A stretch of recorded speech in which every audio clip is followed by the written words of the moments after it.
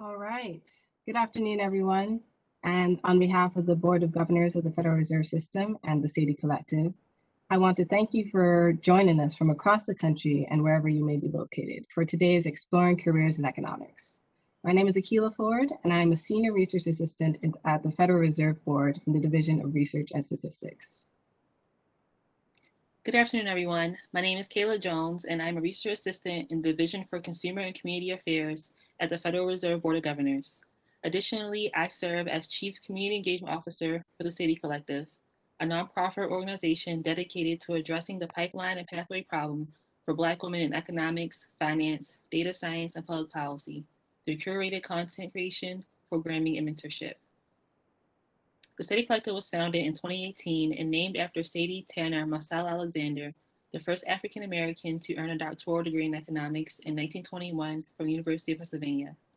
The collective aims to bring together Black women at different stages in their academic and/or professional careers in the quantitative sciences to share resources, network, and advocate for broader visibility within the field. In this capacity, I'll be the co-host for today's event. Thank you, Kayla. Like the previous Exploring Careers in Economics events, our goal is to not only pull back the curtain as to some of the work done across the Federal Reserve System, as well as to introduce you all to various career opportunities within the system. More importantly, this event represents one of the Fed's initiatives towards expanding the diversity, representation, and inclusion of those within this field. That being said, this event would not happen without you all. So I'd like to thank you again for sending in your questions and joining us on the path to learning more about careers in economics.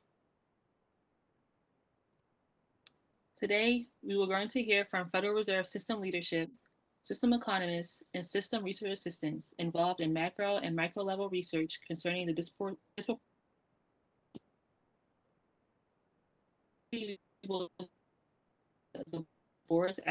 board's talent acquisition team regarding employment opportunities across the Federal Reserve System.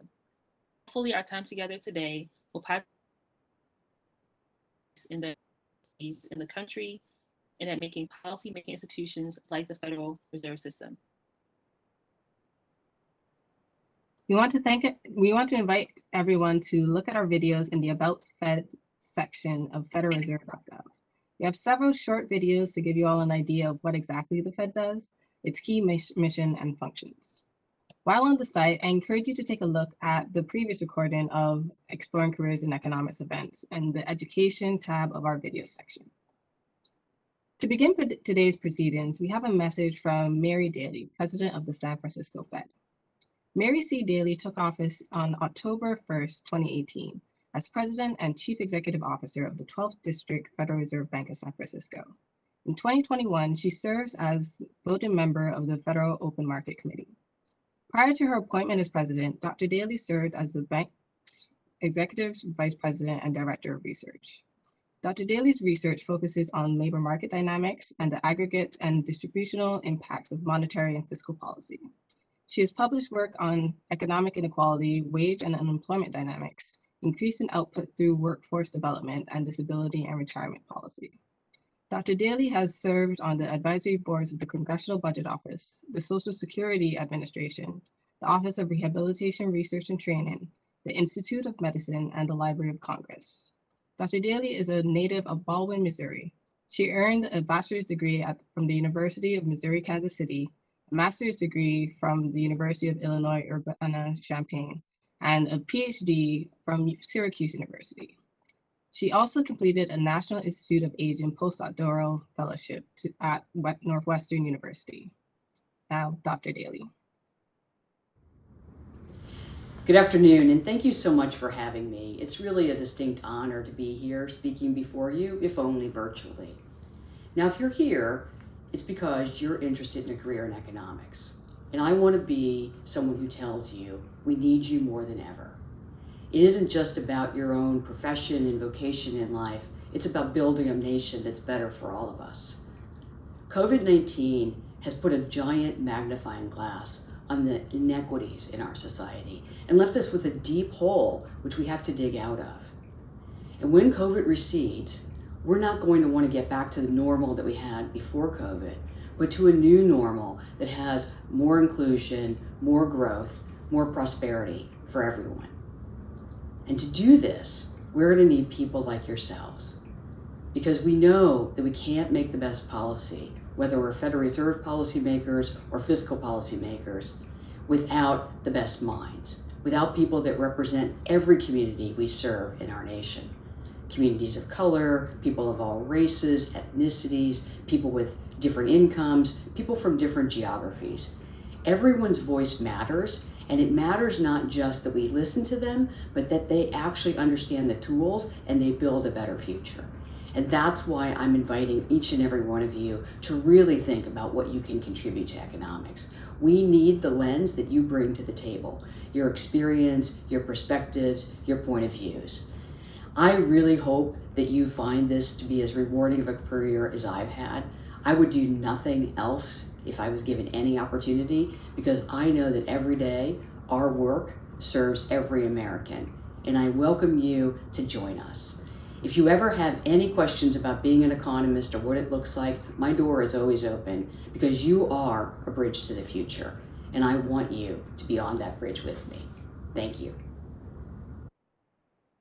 Thank you, Dr. Daly, for those inspiring words about the necessity of inclusion and diversity within the economics field. I'll now hand it over to KAYLA, who will moderate our first panel on the research assisted experience across the Federal Reserve System. Thank you, Akila, and thank you again, President Daly, for that inspiring speech. For our first panel of today's event, I'm happy to be joined by some of my colleagues within the Federal Reserve System, NISHAN Jones, ELLIE DRIES, and Caitlin DUTTA.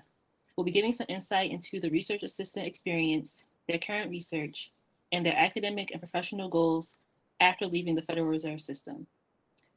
Before we get started with today's panel, can you all briefly introduce yourself and tell us a little bit about your background, starting with NISHAN? Hi, Kayla. So my name is NISHAN. I am currently a research assistant at the Federal Reserve Bank of Boston on the macro international team.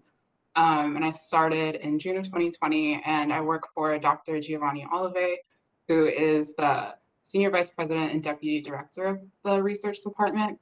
And just a little bit about me, I went to Chabot College in Hayward before I transferred to UC Berkeley, and this is all in California. And I got my BA there in economics.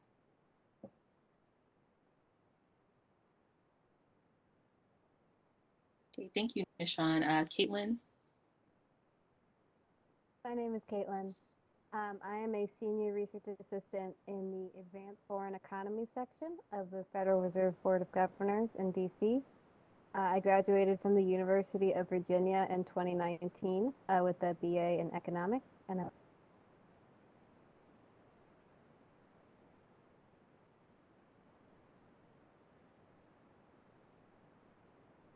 Thank you, Caitlin. ELLIE?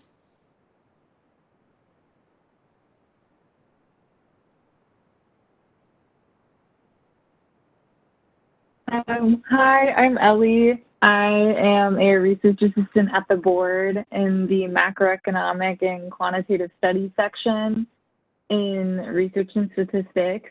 And I graduated from Arizona State University in 2019 with a degree in economics. Thank you all for those beautiful introductions. The first question I have for you all is, what attracted you to study economics, and what factors led to your decision to pursue a research assistantship at the Federal Reserve System?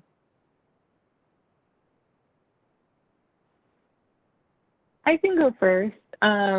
It's very exciting to be talking to you all. I'm assuming most of you are high school students, and I felt like in high school, it was a time where I just started having so many questions about society and the world and the different things that were happening in it. So I had my first job in high school and got really fascinated about the minimum wage. And being from Arizona, I had a lot of questions and thoughts about immigration policy and also health policy. And so I had all these thoughts, and I didn't think that there was a field I could go into that could capture all of them. But I started taking my econ classes and really liking them. And then later realizing that economics is kind of the perfect field to investigate some of these questions that I had. And besides thinking econ was really fun, I felt like I had the opportunity to learn about things that mattered to me and mattered to my communities and family. And I decided to come to the board because I really wanted to improve my research and technical skills. Yeah.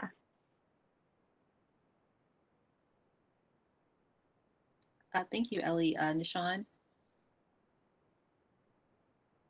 Yeah, so similar to what Ellie was mentioning, just like growing up, I really wanted to understand the inequities that were happening in my community and that I was facing, and just wanting to know how to make change on a much bigger scale besides just, having conversations with my friends and just talking about it. But I wanted to know how could I really make a lasting impact. So for me, personal issues regarding access to affordable housing or education, funding, what were the mechanisms in place that were creating these divides between different groups of people. So when I took my first econ class, I really saw, like Ellie said, the intersectionality of the field and how you can really use it to answer almost any question that you want in any field. And you can really, it's a really powerful toolkit to understand things and get a seat at a much larger table and create this really lasting change. And I thought that was so exciting. So yeah, that's why I was like, econ is for me. And then being at the Fed is you get this really great opportunity to work with economists who are at the forefront of these policy decisions. So be able to be having that really close mentorship relationship is something that's really unique and just unparalleled, I think. So the Fed and econ just went really hand in hand with exactly what I wanted to do.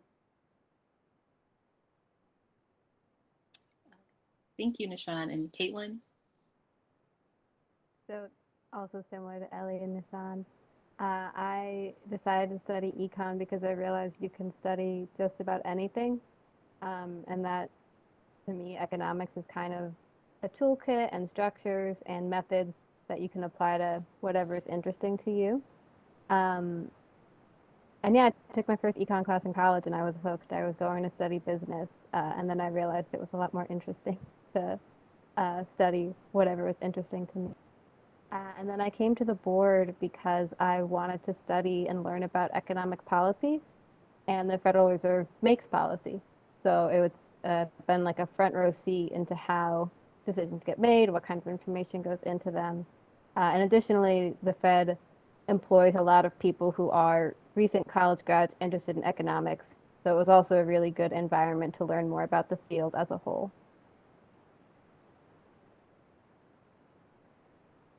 Thank you. And for our next question, are there any extracurricular activities that you recommend to prepare oneself for a career in economics?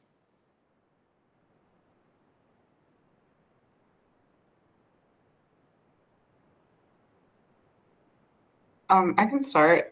So just in terms of programs, there's so many programs out there that you can do. For example, I did the AEA summer program, which KAYLA also did, and it just really does a great job of, exposing you to all of these different topics like math, research, metrics, and then being able to apply them and being able to create a thesis. So having that technical knowledge through programs such as that is really, I think, super important. And then also doing, exposing yourself to research on your campus at any opportunity that you have to be able to do that is something I think is super valuable. So just reaching out to a professor and being like, hey, can I just work with you on the side, after my classes, just anything like that. Exposure is super important. Thank you, NISHAN. Ellie? Yeah, so I definitely think getting research experience is really important. But I want to emphasize, to really just pursue these extracurricular activities that really follow your interests. So I gained research experience in college mostly through interdisciplinary projects or doing undergraduate research fellowships with schools like other schools at ASU, so they weren't through the econ department. Like I really cast a broad net and just took what I could and just went with what sounded interesting. And that definitely led me eventually to my thesis project and eventually to working with a professor who was a former New York Fed economist. And that's kind of how I ended up here. So even though I didn't take a traditional econ path and I studied a lot of things that were not economics, it eventually led me here. So I think I recommend activities that give you research experience, but also just that help you learn about yourself and what motivates you. Because I found that activities, I was a co-president of an intersectional feminist organization, which I never thought that was super related to my long-term career path, but it gave me a lot of leadership skills and actual experience in working with people and planning things. And that really led to opening a lot of doors.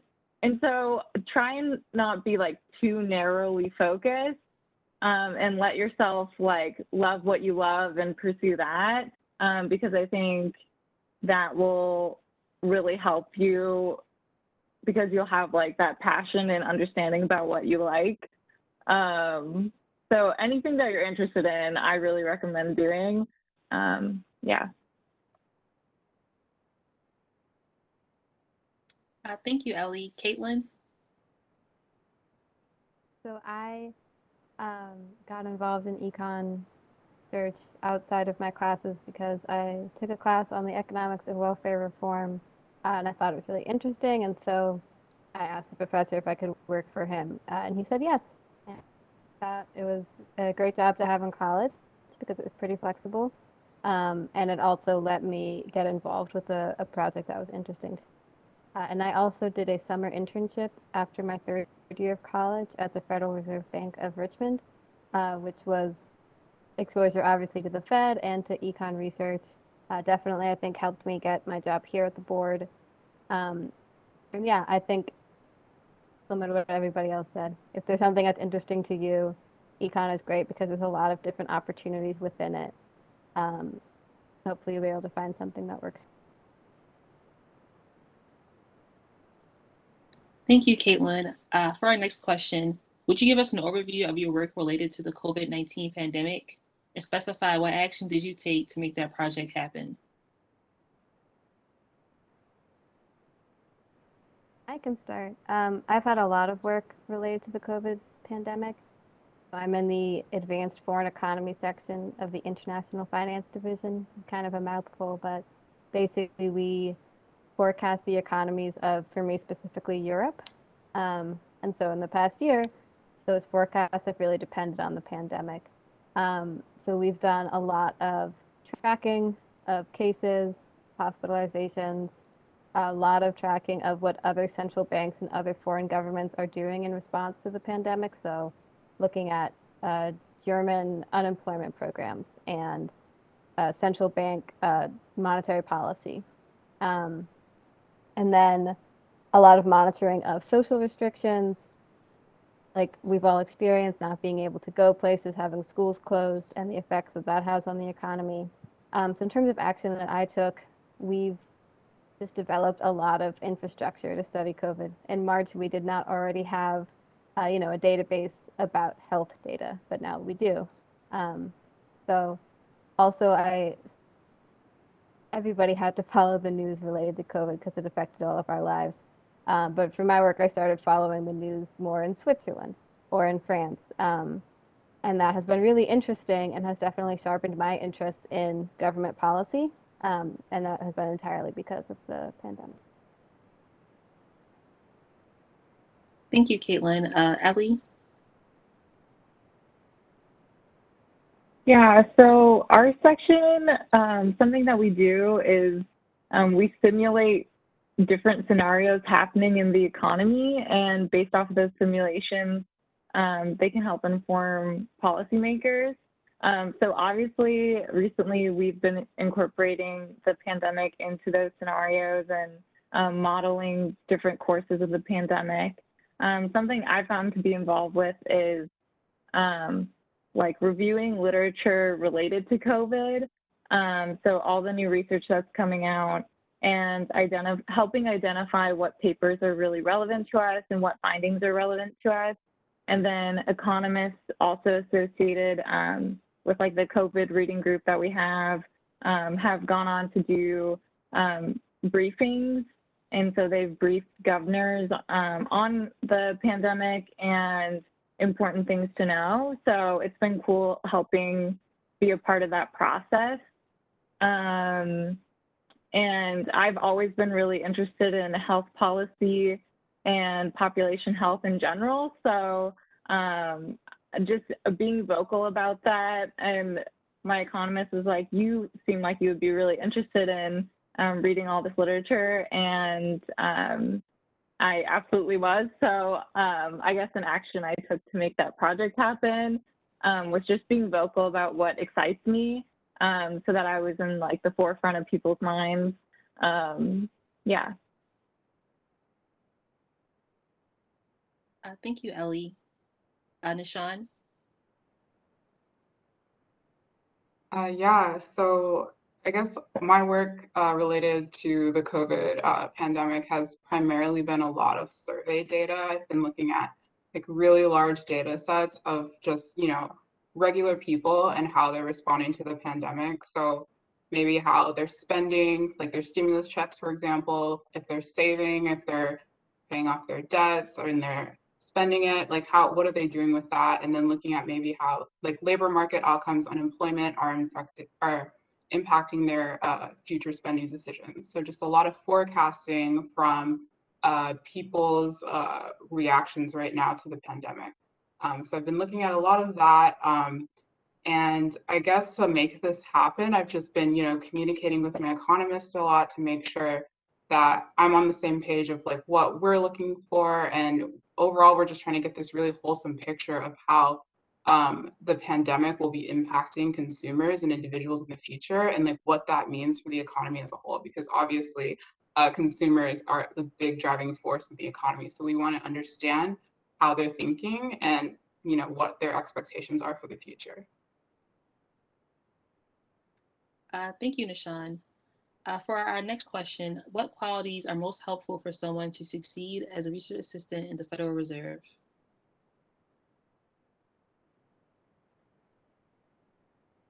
Caitlin, feel free to go first if you would like. Thank you. Yeah, I think that to be a good research assistant at the Fed, it's really important to be open to learning new things. I've learned a lot about economics broadly, but also a lot of coding skills, a lot of data analysis skills, a lot of kind of broadly applicable workplace skills, like how to work with people, how to delegate work, how to share projects. Yeah, I think that there is a learning curve to working full-time after any kind of education. And so being open to gathering the skills that'll help you succeed is a great strength in a research assistant. And then I think that the Fed does a lot of really interesting things. And so being easily interested, I think, has helped me enjoy my job, because if I'm interested in something, I'm more likely to apply a lot of energy and focus to that topic. Thank you, Caitlin. Ellie? Yeah, so I think having those technical skills like related to statistical programming and math can be really helpful. But luckily, once you're at the board, there are so many resources to help you get up to speed if you feel like you need to improve your programming skills. And there's a lot of opportunities for learning that I've taken advantage of. So I would say the most important thing you would want to bring coming out of college is that sort of curiosity and overall just like enjoyment of working with people and connecting with people. I've been so impressed with the board's caliber of everyone who works here and how friendly they are.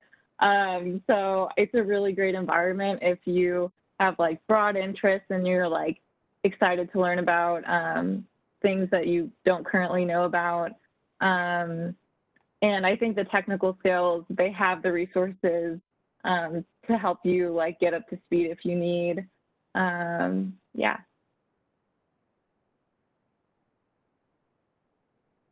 Thank you, Ellie. NISHAN?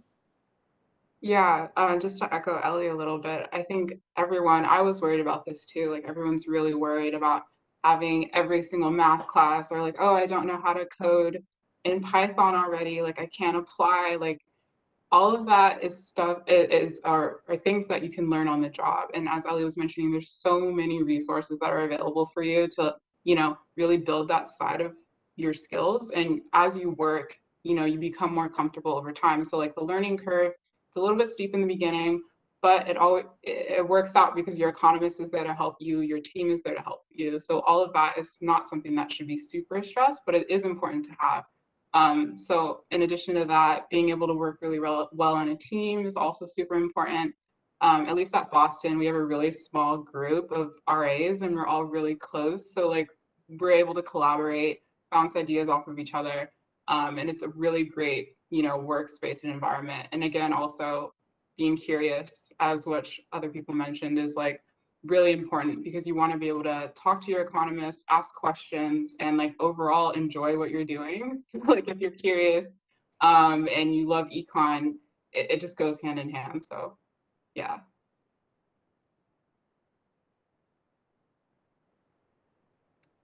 Thank you, NISHAN, Caitlin, and Ellie for your responses and efforts to educate the next generation of future RAs, interns, analysts, and economists. I will now hand it over to KAYLA for the next panel to elaborate on the role of economic research at the Federal Reserve and provide insight as to potential career trajectories in economics. Thank you, Kayla. For this next panel, I'm joined by 3 economists from across the Federal Reserve System who will help answer these questions.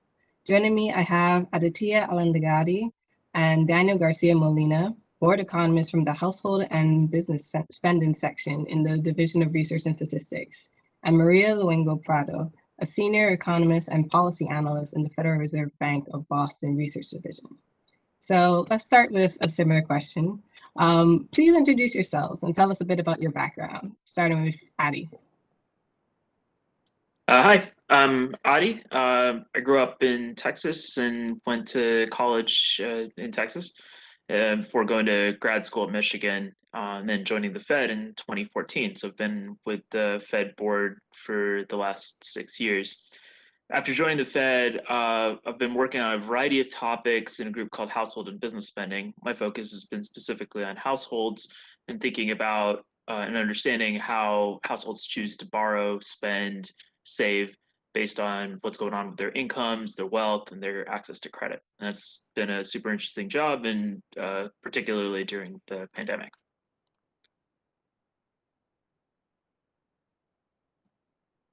Daniel, you can go next. Hey, my name is Daniel Garcia.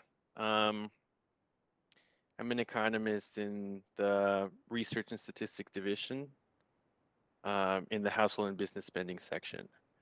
I did my undergrad in a liberal arts college in Iowa called Grinnell College. And then I did my economics PhD at Johns Hopkins University, where I did research on housing in the US. And at the Fed, I still do research in housing and also some research on the opioid crisis.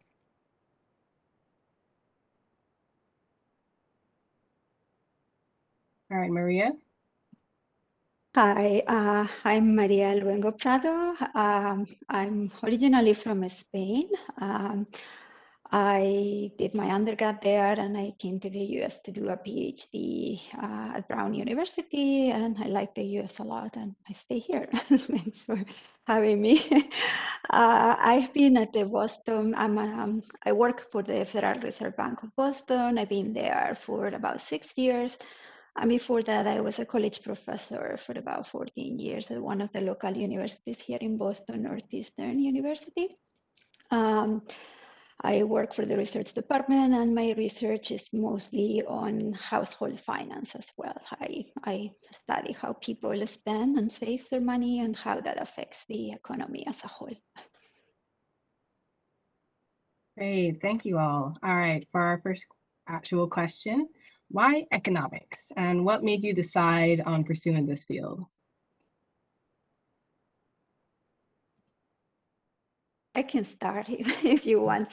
I consider myself an accidental economist. I never thought about being an economist. I always thought that I was going to study physics. And I grew up in Spain where the college system is very different. So very early on, you have to decide what your major is going to be. And then the education system is very specialized. If you study physics, you only study physics. If you study chemistry, you only study chemistry. And I actually got scared of studying physics because I wasn't sure that's what I wanted to do. And I said, what else could I do that has a lot of math and I know nothing about? And I ended up choosing economics. And because it had math and I liked doing math, and I actually was hooked. I was very happy to choose this, to have chosen this field. Like it really lived up to my expectations, and it's amazing the kind of things that you can do as the research assistants have very eloquently put it. It gives you such a broad perspective of things. It provides a framework for critical thinking that is very valuable for economics and for outside economics as well. So a total accidental economist. Yeah, I think I would describe myself also as an accidental economist to some extent, just like Maria. I always liked math and science growing up, and like probably most people in the US, I didn't really have any exposure to economics until fairly late. If you asked 18-year-old me, probably I would have said I was going to be an engineer or something like that. But it was last year of high school, I was taking my first econ class, which was a required class at the time. And then it also happened to be during the 2001 recession, which was the first real major recession in a while. And it was the first one when I was sort of an adult. This is the first one that I really remember. And it impacted my family and people around me in particular. My dad was in and out of work repeatedly for some time. And it was a very different situation than I had experienced for the entire time I was growing up.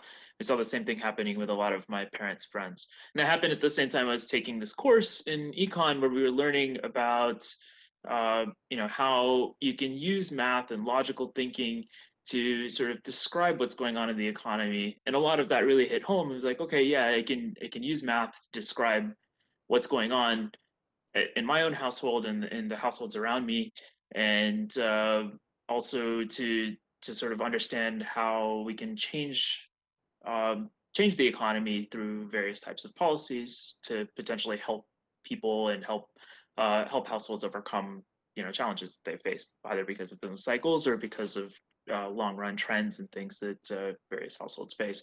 That really was what kind of shifted gears for me, is thinking, okay, yeah, I'm really interested in things that are sort of quantitative, doing math, doing logical thinking, and apply that to something a little bit more human that let me think about social issues, public policy.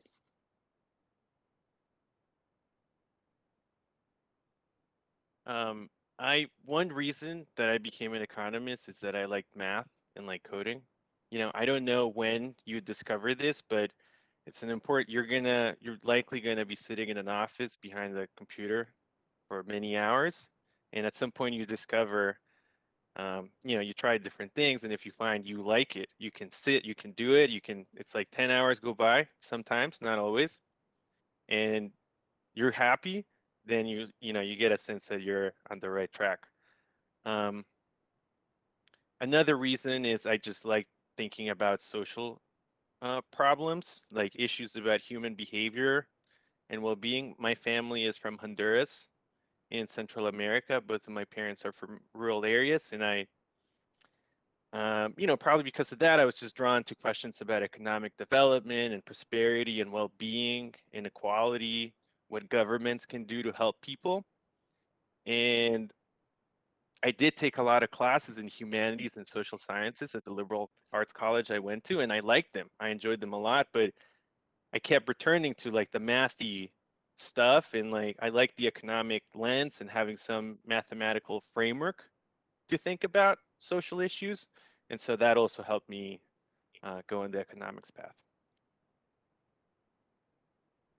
Great, thank you. And we've been talking a lot about social issues, and let's talk about a more global issue. One major attribute you've been talking about with economics is its applicability to real world problems. And could you give us an overview of your work related to the COVID pandemic? Starting with Daniel. Sure. I think like I won't say much about this, but we've all kind of become armchair epidemiologists and thinking about the path of the virus, and then also thinking about the behavioral, how people will behave relative to the path of the virus. So that's been super interesting. Specifically, things that I've done. One thing has been looking at how the pandemic has changed living arrangements. So in particular, we saw a lot of young adults move in with family early on in the pandemic. Another thing I've looked at is how people spending more time at home has affected demand for housing and housing related goods like electronics and furniture. But more broadly, and again, I'm coming from in a section that looks at housing. We've spent some time revisiting our models we had before COVID, to understand how they may or may not be that informative during these unusual times. And we've also looked at new data sources that could be particularly useful, that could be timely and useful. And these are things I imagine we'll keep looking at new data sources and looking at our models and thinking about how the pandemic is affecting behavior for some time.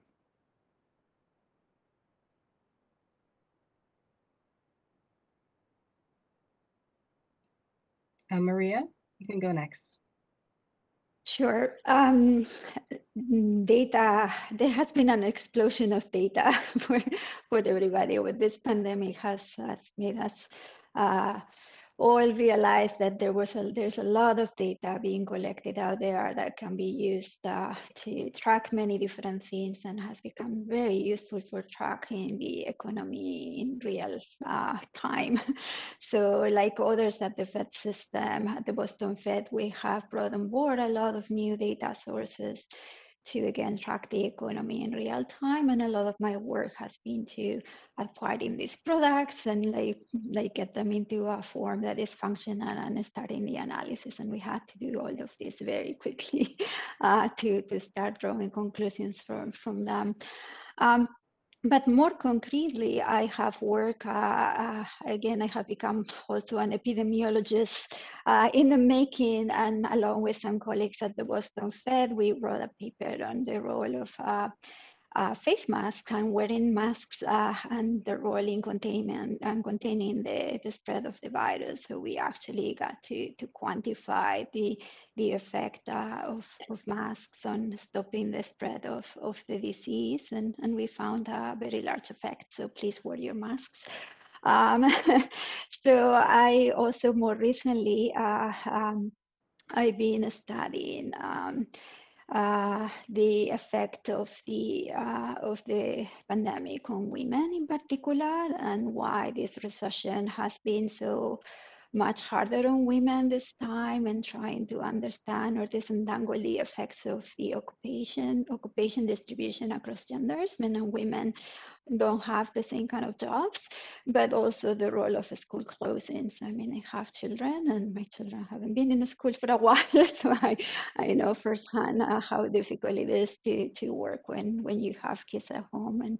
But as an economist, I get to actually study like these factors and how they are keeping people outside of of the labor force and how important it is that the schools reopen in a safe manner and we get those children back to school so the parents can also work.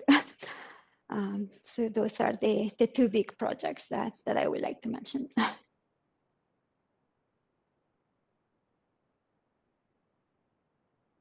Yeah, so I think I've been working on a lot of very similar things. I work in the same group as Daniel and work on very similar topics to Maria. So I think a lot of what they said applies to me as well. We had previous to the pandemic made pretty big investments in working on a variety of what we call like high frequency or real time measures of consumer spending. And those proved really fruitful when we saw things really take a very rapid downturn in last March. All of a sudden, spending in the economy just fell off a cliff. People lost jobs just left and right, and it was absolutely unprecedented. And those types of measures that we had worked on before really proved to be very useful, and we've made a lot of investments in new additional measures that allow us to sort of track more disaggregated, how different types of households in different parts of the economy are being affected. And that latter piece has really been really important for a lot of the work that I've done in the last year. It is in particular keeping track of how the tons of fiscal stimulus and also just the tons of job losses that we've seen and the dramatic shifts in how households are spending because they can't actually leave their homes anymore.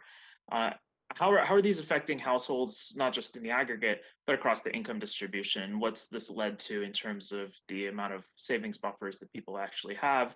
And how do those differ across various parts of the income distribution? That's been something that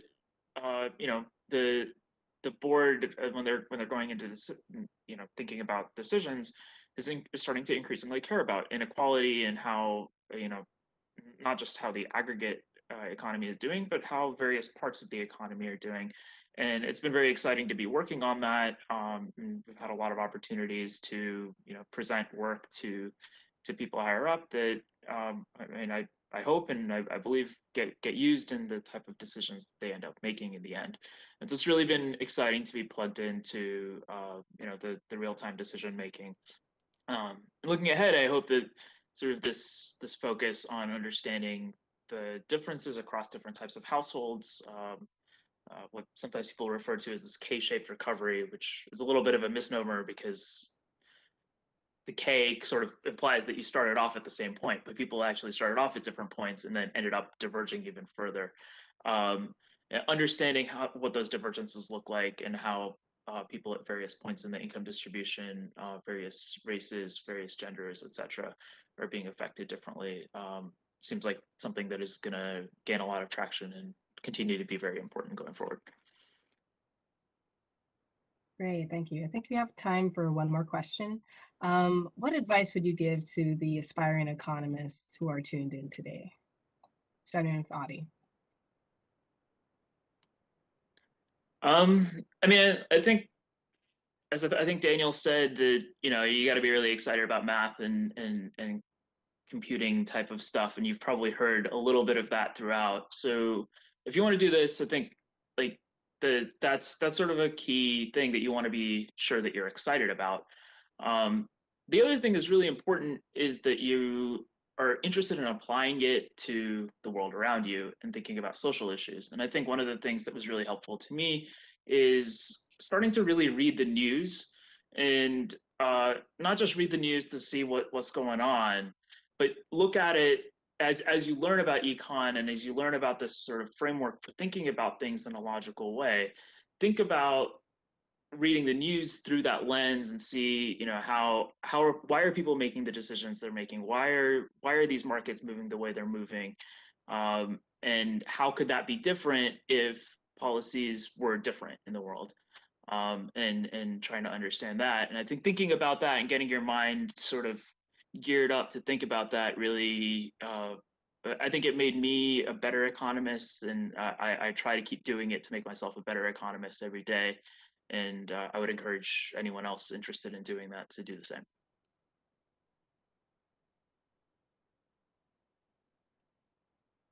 Daniel? Yeah. You know, I want to say there's no one path to becoming an economist, and I think that's true. There's many different ways, but there kind of is a path that involves a lot of math and stats and coding. That's just what a lot of the time will be. So, um, uh, you know, you got to do that coursework and like it.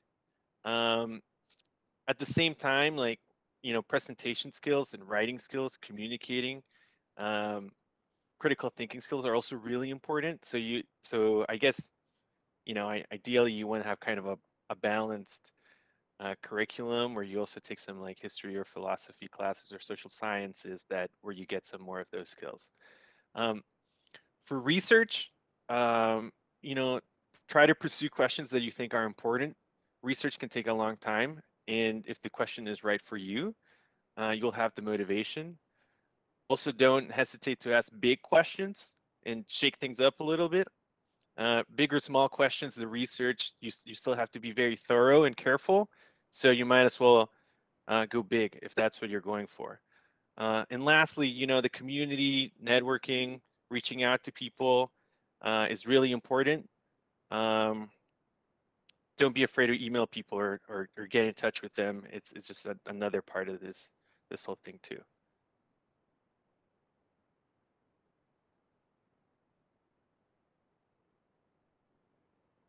I think we may be running out of time, but I just want to add, like, be curious, be persistent, seek feedback. Don't take things very personally. Even when feedback is not good, is constructive. Most people will give you feedback that is constructive. Don't take things personally, and don't be afraid to take risks and make mistakes. And remember that everybody has a voice and everybody can contribute in this field.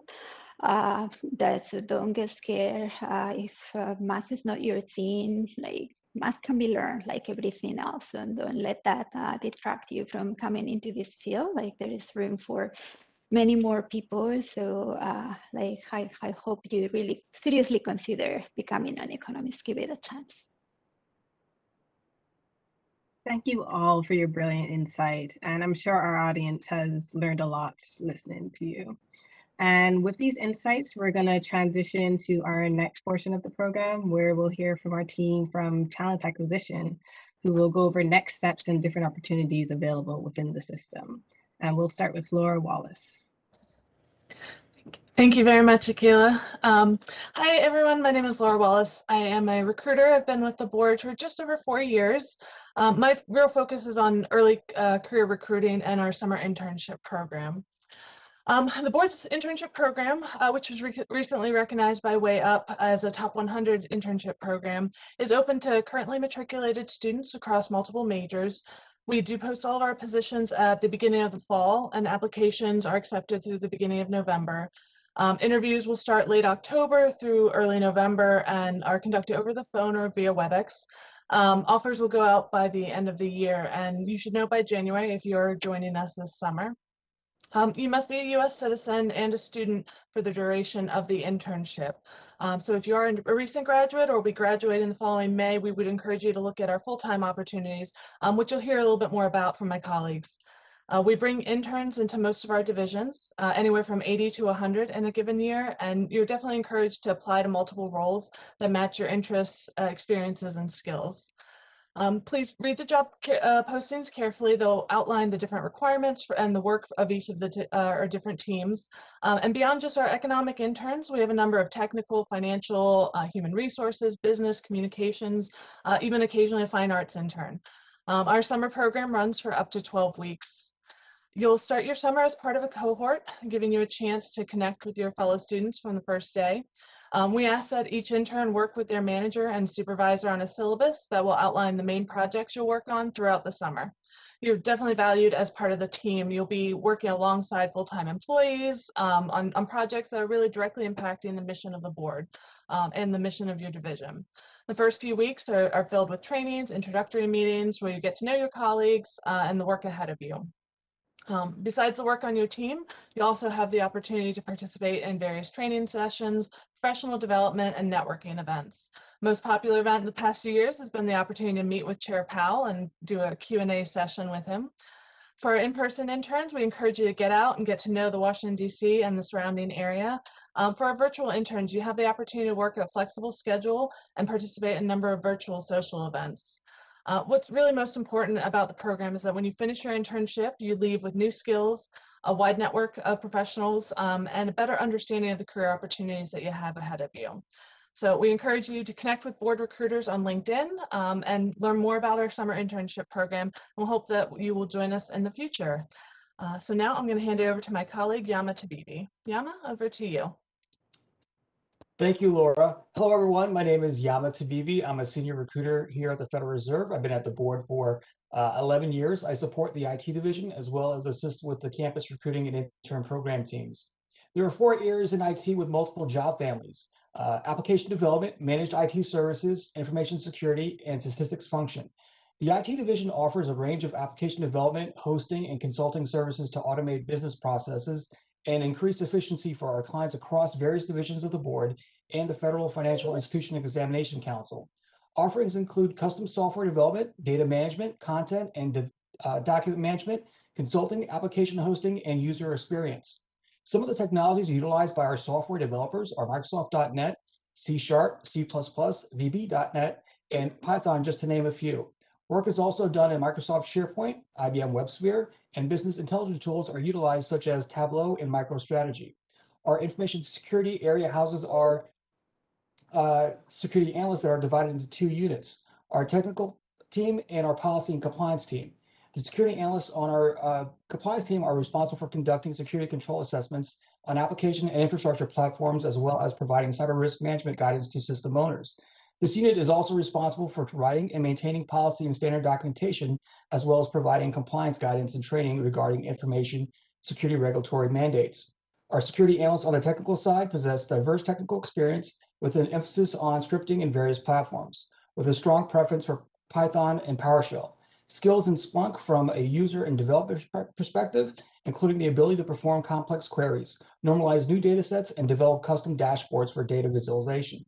There are 6 teams in our management IT services group that are comprised of the communications analyst and information systems analyst job families. They provide the hardware, network resources, and supporting services needed to deliver IT services to the board that includes level 1 and level 2 support. This area also houses our email and instant messaging teams, as well as the voice and AV teams. The statistics function group houses our financial systems analysts. They are responsible for the analysis of system, economic, financial, and structured data, the development and requirements for automated collection and analysis tools, and the implementation of those tools and the testing and quality assurance techniques associated with system development.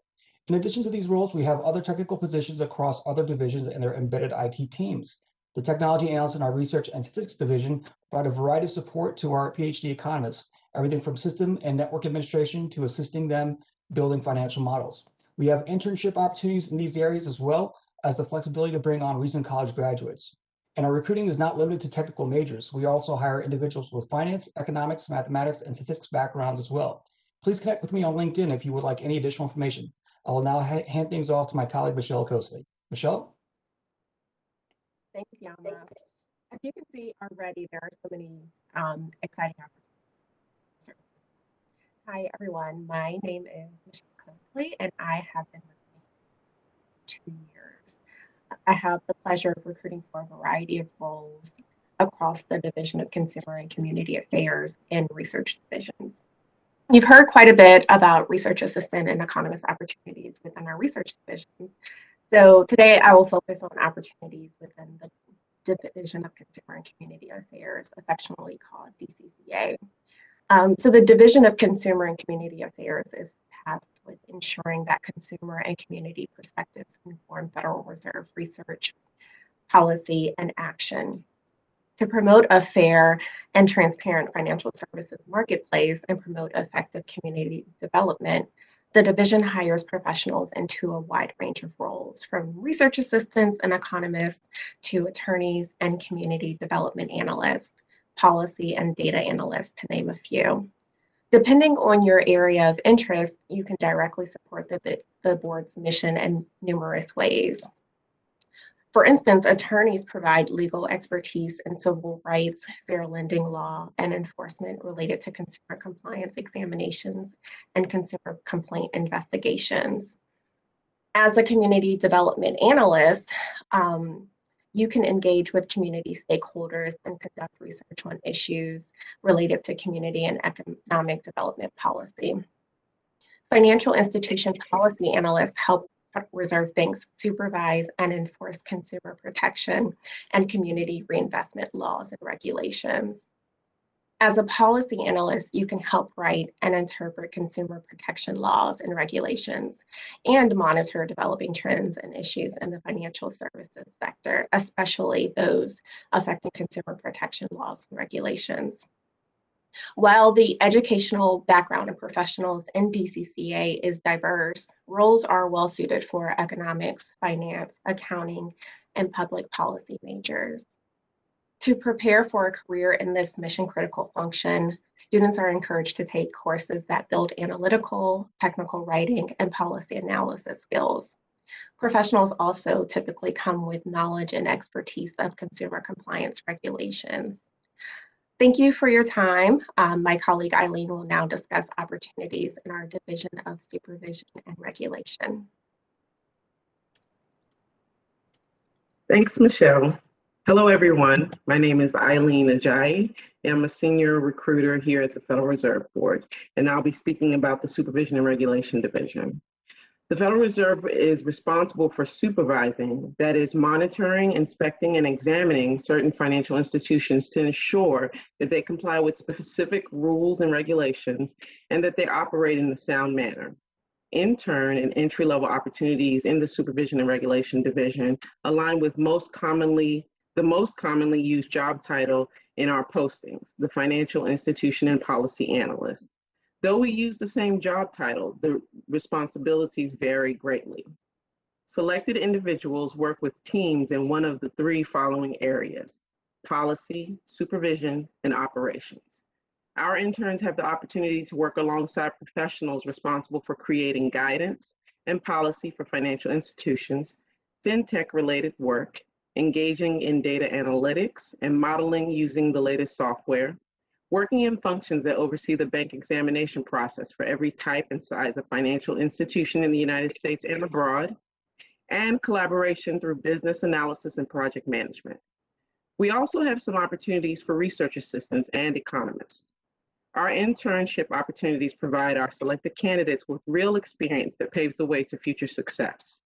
We typically recruit candidates majoring and/or interested in the following areas: public policy, business administration, data analytics, computer science, accounting, finance, economics, and many more. Pay close attention to the postings and apply to all for which you are qualified. We look forward to hearing from you. I'm going to hand off now to my colleague, John Allegro. Thanks, Eileen. Hi, everyone. My name is John Allegro, another recruiter here at the board in DC. And I'll be talking to you a bit about our Division of Reserve Bank Operations and Payment Systems. So they oversee operation of and policy surrounding our 12 reserve banks throughout the Federal Reserve System, including issuing and overseeing production of U.S. currency, fostering safety and efficiency in the U.S. payment, clearing, and settlement system, and conducting leading payments-related research. The division has a number of unique roles that collectively carry out the board's mission to promote a safe and efficient and accessible payment system. So we have engineers designing security features that will be incorporated in the look and feel of the next $20 bill, and who spend time at the Bureau of Engraving and Printing helping to oversee the production quality of those Federal Reserve notes. We have a team of architects and building planning engineers designing the next generation of reserve bank facilities. Our audit review and oversight analysts perform quality assurance checks of policy and business processes across the system, ensuring efficient operation of, for example, the automated clearinghouse and check processing. A cross-collaborative team is developing FedNow, which will allow the Fed's payment settlement service to run in near real time 24/7. Down the hall, albeit virtual for now, a team of economists, research assistants, and data scientists spend their days studying payment systems and the role of currency in our society, with our newly built tech lab focusing on the growing and evolving digital and cryptocurrency landscape and in particular, the possibilities of central bank digital currency. Across almost all the division's teams, financial institution and policy analysts perform a variety of quantitative and qualitative interpretation of financial and regulatory data to support our oversight policies and programs. So as you can see, this job family is quite popular for us. So FIPPAs, as we call this group internally, are frequently tasked with interpreting, updating, and implementing policy and regulation. And they also do a lot of work identifying and mitigating emerging risks in financial markets and institutions. Individuals here also bring important skills in writing and communication alongside their data analytics skills as well. So we recruit a number of FIPPA openings annually across various teams in the division. These are usually well suited for those searching for a second role out of college, as most of our analysts in Reserve Bank operations join us with about 2 to 3 years of experience, but come with backgrounds in economics, finance, data science and analytics, public policy, and more. The division also hires research assistants each year to support research endeavors on the payment system studies team. And so we invite you to learn more about opportunities to be a part of the board and the division's mission to maintain and develop our nation's payment system. I'll also mention too, really briefly, that folks often do ask us about opportunities at the reserve banks as well.